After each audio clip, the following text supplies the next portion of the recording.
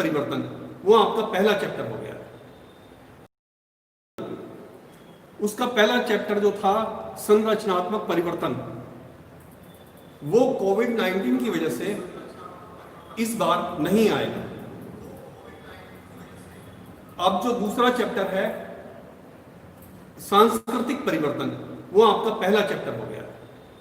लेकिन समाजशास्त्र में ये हर चैप्टर पहले चैप्टर से थोड़ा बहुत लिंक रहता है, इसलिए हमें थोड़ा बहुत संरचनात्मक परिवर्तन के विषय में भी जानना आवश्यक है। संरचनात्मक परिवर्तन, आप लोगों को पता है कि हमारे देश में अनेक विदेशी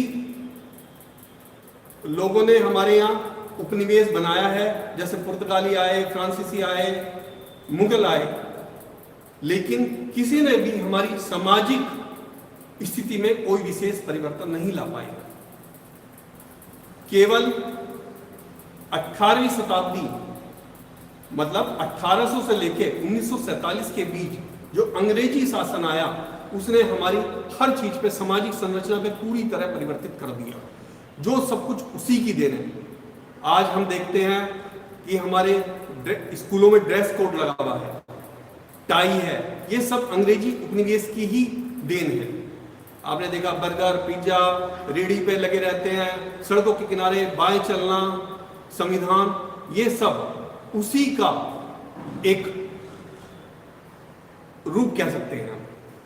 ये सब कुछ जो परिवर्तन हुआ है, सामाजिक परिवर्तन, वो उपनिवेश काल की 1800 से लेके 1947 के बीच की ही परिणति है जो हम आज देख रहे हैं। तो सामाजिक परिवर्तन में क्या क्या परिवर्तन हुए? हम लोगों की सुविधा के लिए अंग्रेजों ने कोई कार्य नहीं किया, लेकिन अपने लाभ के लिए भी जो उन्होंने कार्य किए, उद्योगीकरण हुआ, नगरीकरण हुआ, उन सब से भारतीयों के सामाजिक जीवन में भी बहुत अधिक परिवर्तन आया।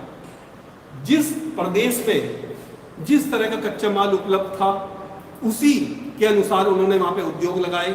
यहां तक कि उन्होंने कौन सी फसल बोई जाएगी, कौन सी फसल नहीं बोई जाएगी, इसके भी कानून बनाए। इन सब चीजों ने बहुत सारे परिवर्तन हमारे समाज में ला दिए। जैसे उत्तर प्रदेश में गन्ना ज्यादा होता है, तो यहाँ पे इन्होंने चीनी मिलें लगाई। जहाँ जूट ज्यादा होता था, वहां उन्होंने कपड़ा उद्योग लगाया। और उस उद्योगों को लगाने से क्या हुआ?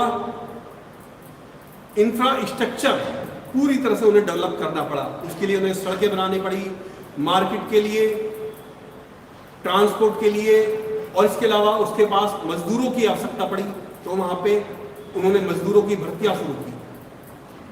प्राचीन भारत में जो जजमानी प्रथा थी, जिसमें लोग नगद भुगतान नहीं करते थे, केवल फसलों को ही अपने जो कर्मचारी थे उन्हें देते थे या मजदूरों को देते थे, वो प्रथा पूरी तरह से फ्लॉप हो गई और एक नए युग का शुरुआत हुई।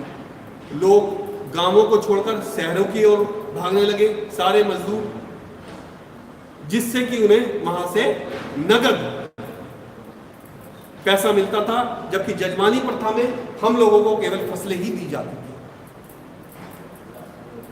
इसका ये हुआ कि आने वाले उसमें शहरों की जनसंख्या बढ़ती चली गई। उनके पास बहुत सारी सामाजिक समस्याएं, जैसे मलिन बस्तियां, अपराध की प्रवृत्ति, नशाखोरी, ये सब बड़ी तेजी से उत्पन्न होने लगी।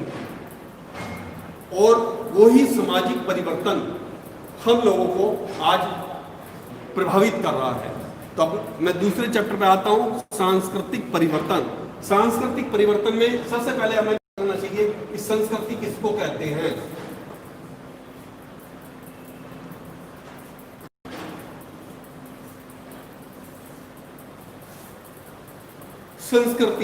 संस्कृति एक लाइन में आप उसे पूरी तरह समझ सकते हैं। The culture is the total way of thinking and living. Culture क्या है? हमारे सोचने का और रहने का पूरा ढंग है। हमारे आसपास जो कुछ भी है वो सब कुछ संस्कृति के अंदर है। हमारे विचार, जिस परिपाटी में या जिस सांचे में हम सोचते हैं हमारे नैतिक मूल्य, हमारे रीति रिवाज, ये सब संस्कृति के अंतर्गत आता है। एक हमारे समाजशास्त्री हुए हावर्ड, उन हावर्ड ने संस्कृति को दो भागों में बांटा, जैसे पर्यावरण को बांटा है उसी तरह से हावर्ड ने संस्कृति को दो भागों में बांटा है, भौतिक संस्कृति और अभौतिक संस्कृति।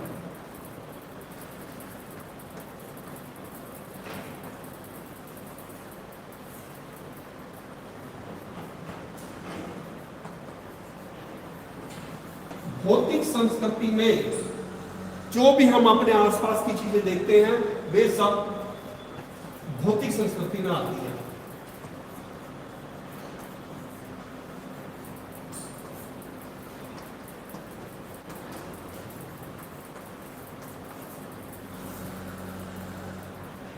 जो ये मोबाइल है, टीवी है, मकान बनाने की कला है, तरह तरह के उपकरण हम हमारी सुविधा के लिए लगाए गए हैं, वे सब भौतिक संस्कृति में आते हैं। और अभौतिक संस्कृति में हमारे रीति रिवाज, हमारे सोचने का ढंग, हमारे रहन सहन के ढंग, सभी कुछ, जिस तरह के हमारे विचार हैं, जिस तरह के हमारे मूल्य हैं, जिस तरह की हमारी सोच है, वे सब अभौतिक संस्कृति में आते हैं। अब इसके अंतर्गत सांस्कृतिक परिवर्तन में तीन चीजें आती हैं। सबसे पहले संस्कृतिकरण, जो हमारे सामाजिक जीवन का अंतर्जात परिवर्तन है।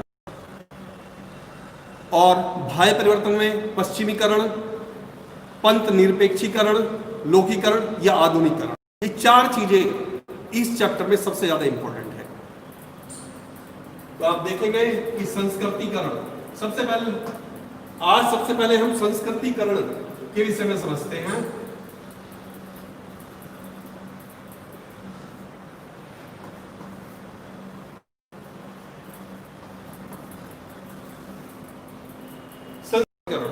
संस्कृति का अर्थ मैंने तुम्हें बता दिया, लेकिन संस्कृतिकरण की परिभाषा या परिकल्पना की थी वो हमारे भारतीय समाजशास्त्री M.N. श्रीनिवास ने दी। संस्कृतिकरण को समझने के लिए उससे पहले हमें प्रभु जाति की संकल्पना को समझना भी बहुत आवश्यक है। प्रभु जाति किसे कहते हैं? प्रभु जाति मतलब डोमिनेंट जाति। हर क्षेत्र की डोमिनेंट जाति अलग अलग है। इसका जो हमारी प्राचीन वर्ण व्यवस्था थी उससे कोई ताल्लुक नहीं है। वर्ण व्यवस्था बाद में जाति व्यवस्था में बदल गई। कौन सी उच्च जाति है, कौन सी निम्न जाति है, इसका संस्कृतिकरण में प्रभु जाति से कोई लेना देना नहीं, क्योंकि हर क्षेत्र की प्रभु जाति अलग है। तो प्रभु जाति की जो विशेषताएं होती है, सबसे पहले विशेषता होती है उसकी कि उनकी कृषि भूमि पे कब्जा होने का। जिस जाति का कृषि भूमि पे सबसे अधिक जब कब्जा होता है,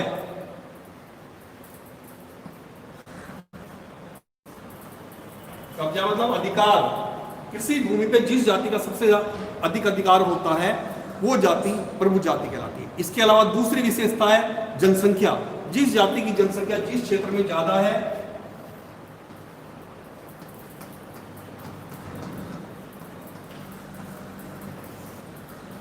जिस क्षेत्र में जिस जाति की जनसंख्या ज्यादा होगी वो डोमिनेट या प्रभु जाति कहलाएगी।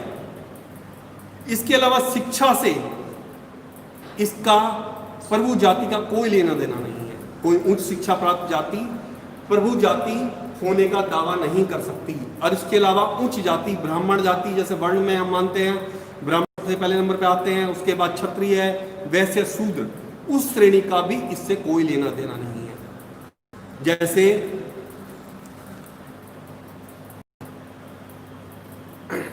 जैसे बिहार और यूपी में यादव प्रभु जाति के रूप में माने जाते हैं, कर्नाटक में वोकलिंगम, आंध्र प्रदेश में रेड्डी और खंबा जो कि एक शूद्र जाति के रूप में माने जाते हैं, वे प्रभु जाति में आते हैं। महाराष्ट्र में मराठा, पंजाब, हरियाणा, उत्तर प्रदेश, पश्चिमी उत्तर प्रदेश में जाट और गुजरात में पाटीदार,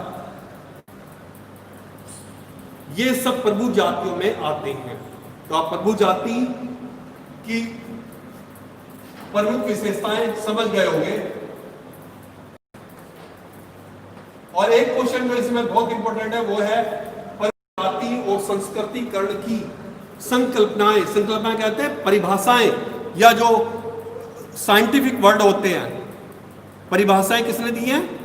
M.N. श्रीनिवास। ये बहुत इंपॉर्टेंट क्वेश्चन है जो अक्सर इंटरव्यू में या जो वैसे आते हैं IAS PCS के, उन सभी में पूछा जाता है।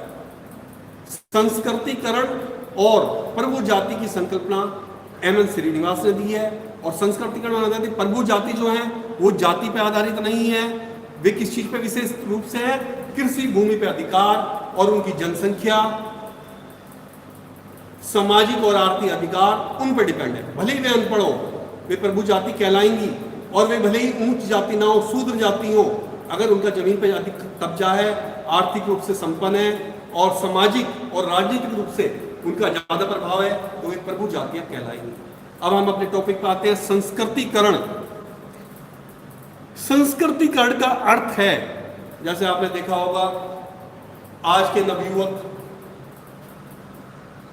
पिक्चरों के नायक नायिका का अनुकरण करते हैं क्योंकि वे अपने से उन्हें श्रेष्ठ मानते हैं। तो संस्कृतिकरण भी एक प्रक्रिया है जिसमें निम्न जातियां प्रभु जातियों का अनुकरण करती हैं। किस चीज का अनुकरण करती हैं? रीति रिवाज, रीति रिवाजों का, उनके क्रियाकलापों का, उनकी सोच का, उनकी विचारधारा का अनुकरण करती हैं और अपने आप को सम्मानीय महसूस करती हैं। और धीरे धीरे करके समाज उनको एक्सेप्ट भी कर लेता है। तो संस्कृतिकरण का अच्छी तरह समझ गए होंगे। निम्न जातियां ब्राह्मण या द्विज जातियां भी हो सकती हैं, या प्रभु जातियां जो उस समाज में जिस परिवेश में वे रह रही हैं उसमें ऊंची जाति समझी जाती हैं, उनका वे अनुकरण करती हैं। तो उस प्रक्रिया को संस्कृतिकरण कहते हैं।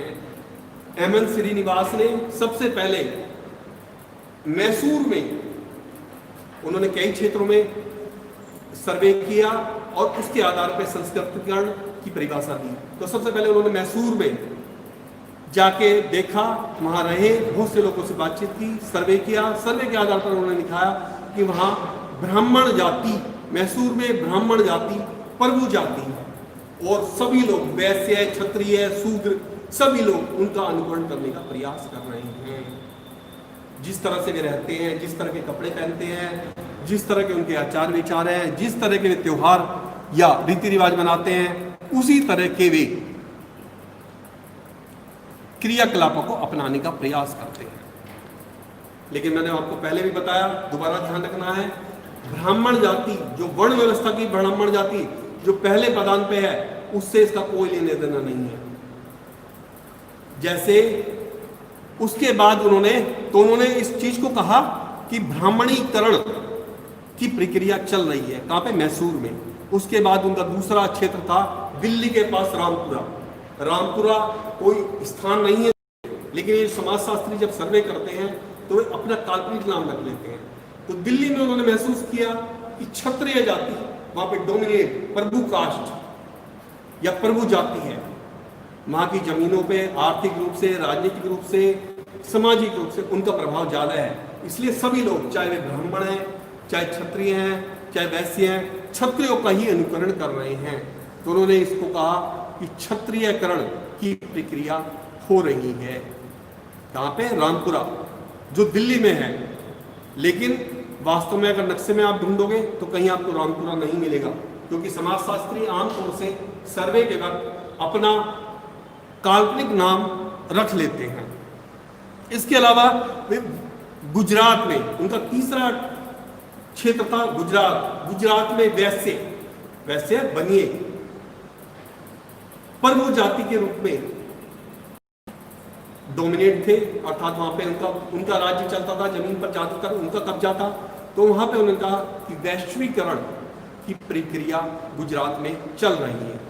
तो किसका संस्कृतिकरण हो रहा है कि ब्राह्मण जातियां भी, क्षत्रिय जाति भी, शूद्र जातियां भी, वैश्य लोग जिस तरह का कपड़े पहन रहे हैं, जिस तरह के रीति रिवाज है, जिस तरह के उनके विचार है, उसी का वे अनुकरण करके अपनी प्रतिष्ठा को बढ़ाना चाह रहे हैं, क्योंकि उनकी नजरों में उनकी प्रतिष्ठा अधिक थी। इसके अलावा अब आप शूद्र को लें, जैसे शूद्रों को कहा जाता है कि शूद्रों का संस्कृतिकरण, शायद आप सोच रहे होंगे शूद्रों का संस्कृतिकरण नहीं हो करता हो कोई, लेकिन ऐसा नहीं है। आंध्र प्रदेश में खंबा और रेड्डी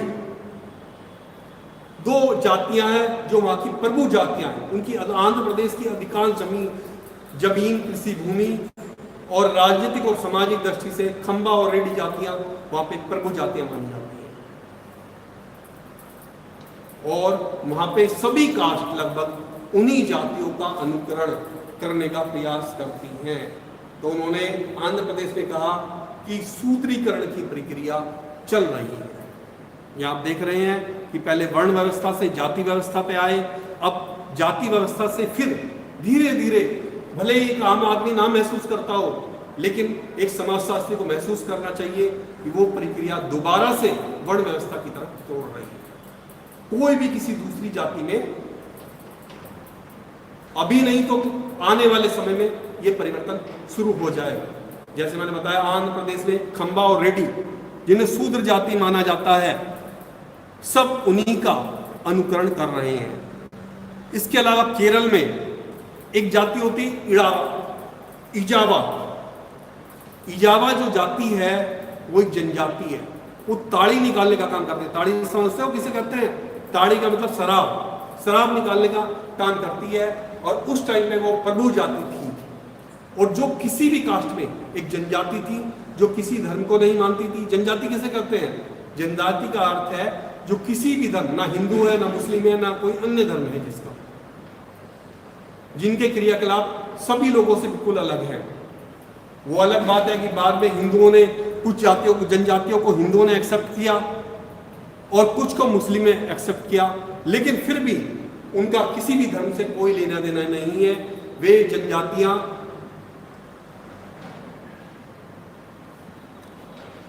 इजावा उन्हीं जनजातियों में से एक जो ताड़ी निकालने का काम करती थी। केरल में उस जाति के लोगों को प्रभु जाति के रूप में माना जाता था, और सब लोग उन्हीं का अनुकरण करते थे। आप समझ रहे होंगे कि ना तो ब्राह्मणों का विशेष अधिकार है संस्कृति के बढ़िया की सब लोग ब्राह्मणों का अनुकरण कर रहे हैं, ना ही वैश्यों का, ना क्षत्रियों का, ना शूद्रों का। जो भी प्रभु जाति है, जिसके पास आर्थिक ताकत है, सामाजिक ताकत है या राजनीतिक ताकत है, सब लोग उसी का अनुकरण कर रहे हैं। तो मेरे ख्याल से संस्कृति के प्रणिका के सबसे प्रमुख पॉइंट जो है, पहले तो आपको यह ध्यान रखना है कि शैक्षिक रूप से प्रभु जाति का या संस्कृतिकरण का कोई अर्थ नहीं है। समाज में जो प्रतिष्ठा मिल है वो आर्थिक रूप से, पैसे की दृष्टि से, या कृषि भूमि पर अधिकार की दृष्टि से, या सामाजिक राजनीतिक अधिकारों की दृष्टि से है। उच्च जाति होने से, जो वर्ण व्यवस्था के अनुसार ब्राह्मण जाति, फिर क्षत्रिय जाति, फिर वैश्य जाति, फिर शूद्र जाति, उससे कोई लेना देना नहीं है। एक शूद्र जाति भी यदि आर्थिक रूप से संपन्न है या वहां की प्रभु जाति है, तो लोग उसका भी अनुकरण करते हैं। तो आप देख रहे होंगे जाति व्यवस्था एक बार से फिर उसी तरफ लौटती प्रतीत हो रही है। भले ही अभी वो पूरी तरह से स्पष्ट रूप से प्रतीत ना हो रही, लेकिन आने वाला वक्त उसी तरह से बदल जाएगा।